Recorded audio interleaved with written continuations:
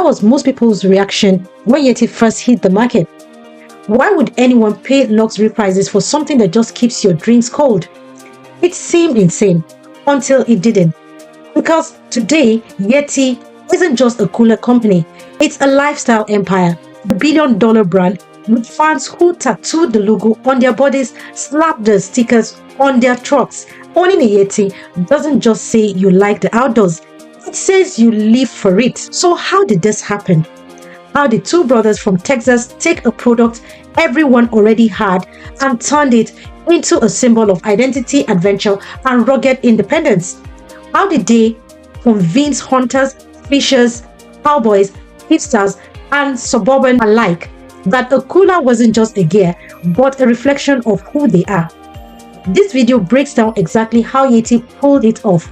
We'll explore the state of the cooler industry before YETI disrupted it, how they created a premium category that didn't exist, and how their branding strategically turned a utility product into emotional currency.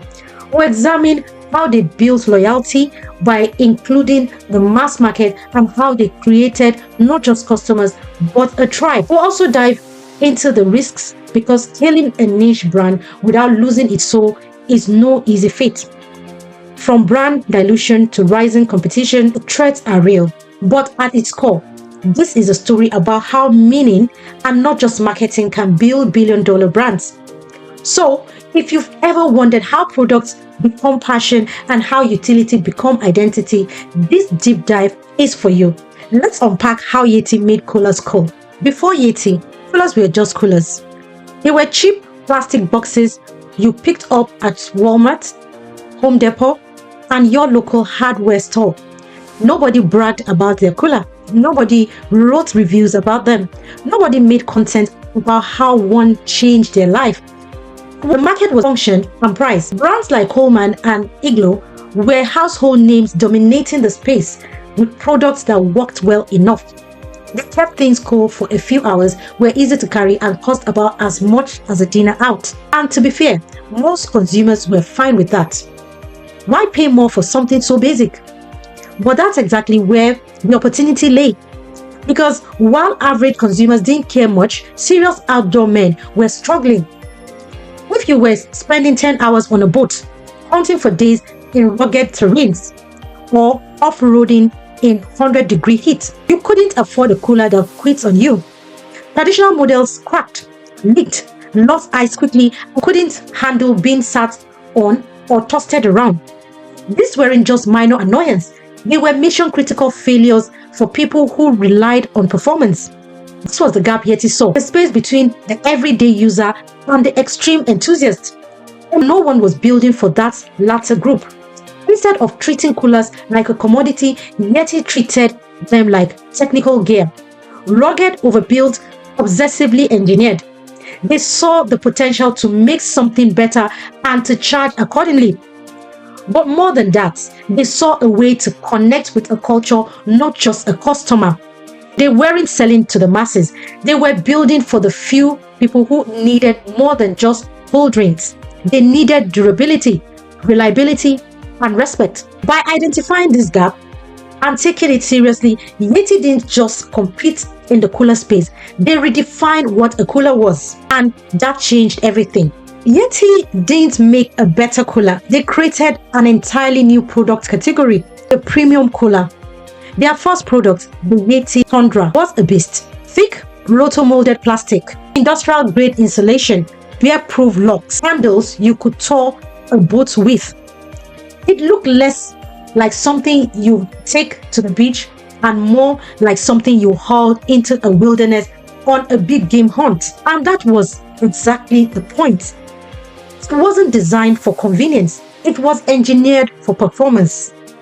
It could keep ice frozen for over a week, withstand crushing pressure, take a beating from rocks or sun, and double as a seat, cutting board, or casting platform.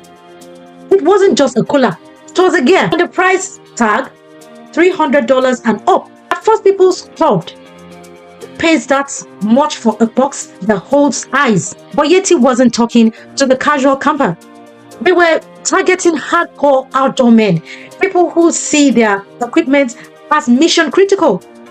If you're spending thousands on fishing rods, guns, boats, and travel, not a few hundred more for something that performs without fail. And this was YETI's first masterstroke. They didn't just improve the product, they repositioned the category. Before YETI, coolers were cheap and disposable. After YETI, they became durable goods, a tool, a trusted companion. The question shifted from how cheap is it to how long does it last? From cost to performance, from generic to iconic. They lean in hard. Their marketing didn't show birthday parties on poolside drinks. It showed elk hunts, choppy waters, dusty ranches. They aligned their product not just with a use case, but with an identity. It wasn't just about keeping drinks cool. It was about who you became when you owned one. The product itself became a status signal. Having a YETI cooler in your truck bed or strapped to your ATV told a story. I take my lifestyle seriously. I don't cut corners. It was the cooler version of a Rolex or a Jeep, and the product quality backed it up. People loved their YETIs because they actually worked. The emotional connection wasn't just marketing fluff, it was built on genuine trust. That's what defines a premium product, not just high price, but high meaning. It created a product that people respected, admired, and were proud to show off. And more importantly, they built a narrative that resonated. When customers bought a YETI, they weren't just buying a cooler, they were buying into something, a value system, a mindset, a tribe. And with that, they didn't just sell coolers, they elevated the entire category. If building a great product was step one, step two was pure branding genius. YETI didn't advertise like a cooler company, they branded like a lifestyle movement. Instead of relying on traditional ads or celebrity endorsements, YETI went deep into storytelling. They created short films, mini documentaries, and photo essays that didn't focus on coolers at all. They focused on people, ranchers, bull riders, fly fishers, rodeo champions, and backcountry guides. People who lived hard, wild, demanding lives. People who saw nature as a test of toughness, not just a backdrop for Instagram. This was a critical move because YETI wasn't just selling performance, they were selling purpose. The world they showed wasn't polished or perfect. It was rugged, raw, and real. And in a world full of manufactured lifestyles, that kind of authenticity felt bold. They didn't chase mass market influencers. Instead, they built a roster of cultural insiders, people who had earned credibility in their communities. And they didn't hand them scripts. They gave them freedom. The message was simple: tell your story and bring your YETI with you. The freedom built trust, and the trust built tribe. Their branding wasn't about pushing product features, it was about pulling identity. YETI made it feel like owning their gear meant something. Like it said something about you. That you were serious, that you didn't cut corners, that you belonged. And the brand lived that message everywhere. Their flagship stores weren't sterile showrooms, they were event spaces, community hubs, even music venues. They sold the vibe as much as the product. Online, their social media didn't scream for attention, it invited you in. Their feeds felt like travel journals, not sales catalogs. And that's why it stuck. By building a lifestyle brand rooted in storytelling, not selling, YETI created emotional equity. Customers didn't just buy coolers, they bought into a narrative, a shared sense of values, a badge of identity. That's what great branding does. It doesn't ask, what do we want to say? It asks, what they want to feel. YETI made people feel like insiders to something bigger. And that's how a cooler became a movement. Most brands think about customers. YETI thinks about believers. From the beginning, YETI didn't just want to sell coolers. They wanted to build a tribe, a community of people who didn't just use the product, but who identified with it. And that subtle shift from customers to culture changed everything. When you buy a YETI, you don't just get a product. you get invited into a world with its own rules, a world with its own values, its own heroes, and even its own rituals. That's why the logos isn't just on the cooler. It's on truck bumpers, laptops, hats, and sometimes tattooed on people's arms. Yes, actual tattoos. That's how deep the brand connection runs. And it wasn't a fluke. YETI created shared meaning, truth sticker swaps, limited edition products, custom collaborations, and regional ambassador events. They built a rhythm to the brand that made people feel like they belonged. They crafted a world where using the YETI cooler wasn't just about chilling drinks, it was about representing a mindset. You didn't need to be a rancher or a hardcore hunter. You just needed to believe in doing things the hard way, the right way, and with the best gear possible. Their events became meetups, their content became touch points. Their ambassadors weren't just marketers, they were community leaders. Everything YETI did whispered, "You are one of us." And when people feel they belong, they protect it. That's why when knockoffs hit the market, even if the specs looked similar, fans didn't budge. And that's why when knockoffs hit the market, even if the specs look similar, fans didn't budge. They didn't just buy YETI because of the performance. They bought YETI because of the pride, because the brand meant something. And knockoffs, they didn't carry the story, the sweat, or the soul. That's the thing about tribes. They grow from the inside. Members wear the logo with pride. They post it, recommend it, and defend it.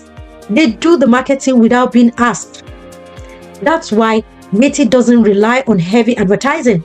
Their tribe is the engine, a grassroots force that keeps spreading one story at a time. YETI didn't just build a customer base, they built a belief system, one that competitors can't duplicate because it's not a product, it's a culture. YETI has done a lot right, and they've done it loudly. They built a rugged, reliable product. They charged premium prices without flinching. They wrapped everything in a brand story that made customers feel like part of something bigger. And most importantly, they never watered down their message. That's rare. Most companies, once they find success, they try to appeal to everyone, but YETI stuck to their niche. They knew exactly who they were building for. Outdoor men, purists, people who respected hard work and needed gear that could take a beating. They didn't chase trends. They chased loyalty. They also understood that branding isn't just about aesthetics. It's about alignment. Everything about YETI, the tone, the visuals, the pricing aligned with one central idea. This is for people who take their adventures seriously. That clarity gave the brand gravity. People knew what YETI stood for. But no brand is invisible. YETI's biggest strength, its focus, also carries a major risk. Exclusivity can become elitism. As a brand grows beyond its original base, there's a tension between staying authentic and becoming accessible. Selling $400 coolers in a suburban shopping malls can make your original fans feel like you've sold out or softened. That's a tightrope YETI is now walking. They've expanded the product line, mugs, backpacks, dog bowls, luggage. While these products are high quality, they risk diluting the brand message. If everything is YETI, what does YETI actually mean? If a casual office worker uses the same bottle as a backcountry elk hunter, does the badge still carry weight? Then there's the knockoff problem. Premium categories attract imitators. Now, you can buy coolers with similar specs at half the price. YETI has to justify not just the product, but the premium story behind it. And let's not forget brand fatigue. When a brand becomes too common, it stops feeling aspirational. It fades. YETI has to keep pushing the culture forward through storytelling, community, and innovation if it wants to keep its cult status. YETI got a lot right, but to stay iconic, they will need to defend their meaning, not just their market share. YETI didn't just change coolers, they changed how we think about branding itself. And if you're building a brand today, especially in a crowded, commoditized space, there's a ton to learn from their playbook. Lesson 1, don't compete on price, compete on meaning. YETI entered into a category where the race was to the bottom. Everyone else was focused on being cheaper. YETI did the opposite. They raised the price and raised the bar. And customers didn't just pay more, they paid gladly because it wasn't just about function, it was about what the brand represented. Lesson 2, story beats specs. Their coolers were great, but what made them legendary was the narrative, the grit, the independence, the outdoor price. That's what stuck. People didn't memorize installation specs, they remembered the cowboy with the YETI on his branch. Story creates stickiness, specs don't. Lesson 3, start narrow to grow wide. YETI didn't try to win over the world on day one. They focused on a specific tribe, ranchers, anglers, outdoormen. That gave them authenticity. And once they had that trust, expansion came naturally. They grew without compromising their core. Lesson 4, build community, not just customers. YETI made people feel like part of something. From stickers and tattoos to ambassador events and limited drops, they turned buyers into believers. A good brand tells a story. A great brand gives you a role in that story. Lesson 5, consistency is louder than hype. YETI never shouted, they resonated. Everything from their Instagram feed to their product packaging felt intentional. They didn't jump on every trend. They reinforced one idea over and over. We are for the real ones. That consistency builds trust. Lesson 6, identity skills better than advertising. YETI didn't have to convince people to share the brand. Their fans wanted to, because repping YETI wasn't just about product loyalty, it was about personal values. That's a level of branding no ad campaign can buy. A bigger takeaway, in a world full of noise, clarity wins. If your product is great and your story is honest, you don't need to shout. You need to belong. That's how YETI built a brand that lasts. YETI started with a simple idea, built a better cooler. But what they created was much bigger. A brand that redefined its category, rewrote the rules of premium pricing, and built a tribe of something as ordinary as an icebox. They didn't win by shouting louder. They won by standing for something, by focusing on performance, identity, and culture, by knowing exactly who they were for and never flinching, even as the brand grew far beyond its original base. From their product design to their storytelling, from their community to their consistency, YETI taught the branding world a powerful lesson. If you create something meaningful, people won't just buy it. They will believe in it. They will wear it, share it, and defend it. This wasn't just about keeping things cold. It was about keeping a promise to the user, to the lifestyle, to the tribe. So, whether you are building your own brand, launching a product, or trying to grow an audience, ask yourself, are you selling utility or identity? Are you building customers or building a culture? Because in the long run, it's the culture that wins and keeps winning. Thanks for watching. Like, subscribe, and drop a comment. What's your favorite brand story?